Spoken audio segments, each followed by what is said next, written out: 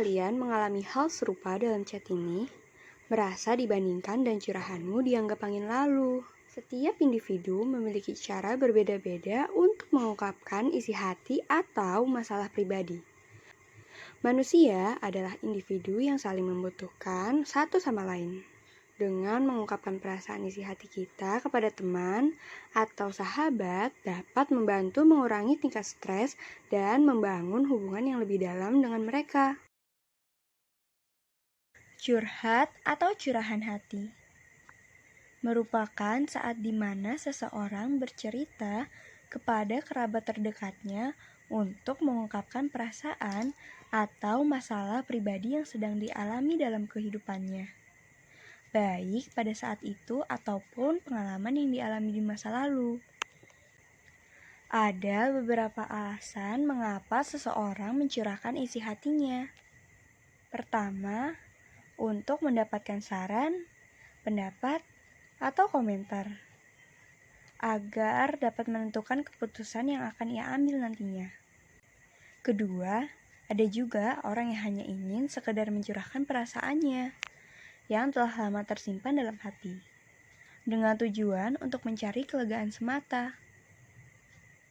Ketiga, ingin berbagi pengalaman dan pelajaran berharga yang ia dapat untuk orang lain. 4. Ada yang mencari pembenaran agar lawan bicara setuju dan berpihak padanya. Yang terakhir, ia diam-diam ingin dipuji untuk mencari perhatian. Menurut Ruben dan Stewart, proses yang melibatkan individu-individu dalam suatu hubungan, kelompok, organisasi, dan masyarakat yang merespon dan menciptakan pesan untuk beradaptasi dengan lingkungan satu sama lain. Dalam kasus ini terdapat dua jenis komunikasi. Pertama, komunikasi intrapersonal. Komunikasi intrapersonal mengacu pada komunikasi dalam diri seseorang.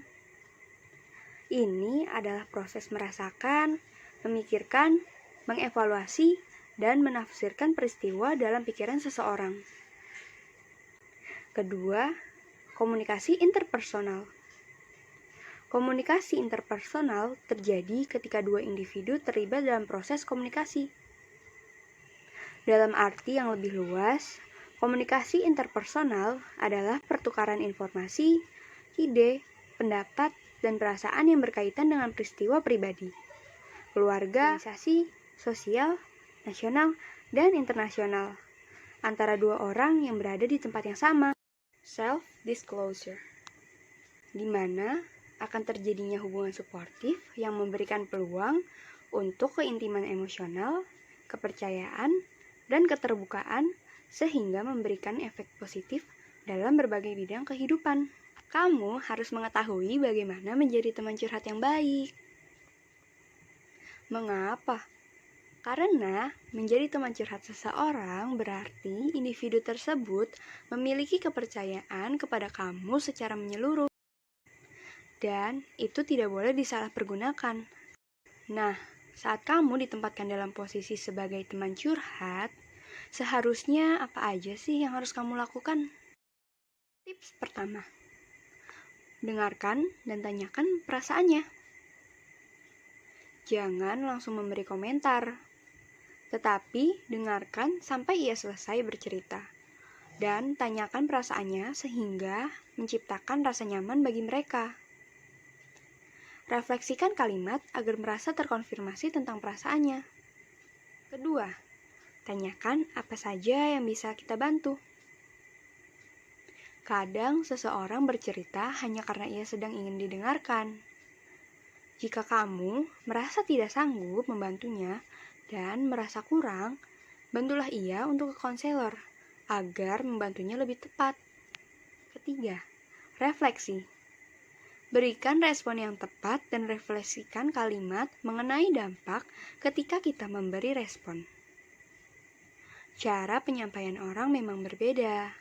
Setiap manusia juga berbeda. Dan akan berbeda-beda juga ketika memberi respon kepada si pencerita. What not to do? Jangan bilang just be positive. Cobalah untuk memahami terlebih dahulu. Untuk beberapa orang, kata-kata tersebut dapat membantu. Tetapi, bagi orang yang memiliki tingkat kepercayaan diri yang rendah, maka mereka perlu mengutarakan kesedihannya terlebih dahulu. Baru diberikan kata-kata positif. Yang kedua, jangan membandingkan. Sesi curhat itu bukan kompetisi. Ia tahu bahwa semua orang akan mengalami dan memiliki masalah masing-masing. Hanya karena kamu mungkin pernah mengalami sesuatu yang lebih parah, bukan berarti apa yang lagi dialami sama temanmu dapat diremehkan. Mereka bercerita karena merasa secure sama kamu. Tapi, kalau respon kamu membandingkan, bisa jadi ia tidak akan lagi nyaman denganmu. Ketiga, jangan membawa agama dan tingkat ibadah seseorang. Semua manusia berhak memvalidasi perasaannya yang sedang dialami, bukan karena tingkat religius seseorang. Keempat, tahu kapasitas diri. Jangan memaksakan untuk menjadi tempat curhat, apalagi ketika kamu sedang merasa kurang baik. Dan jangan paksakan diri untuk membantu menyelesaikan masalahnya. Semoga bermanfaat. See you.